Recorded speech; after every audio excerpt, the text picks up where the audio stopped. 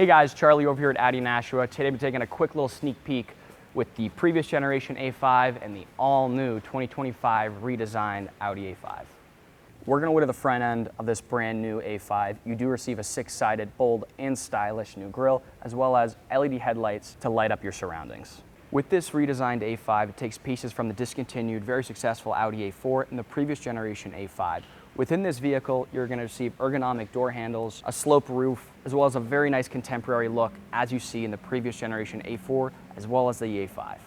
Making our way to the rear end of this vehicle, you are going to receive a light bar that wraps all the way across the rear end and a sloped hatch for increased aerodynamics. Alrighty, we're going to wait in the interior of this brand new redesigned A5. This is where things start to get pretty interesting. Come on over.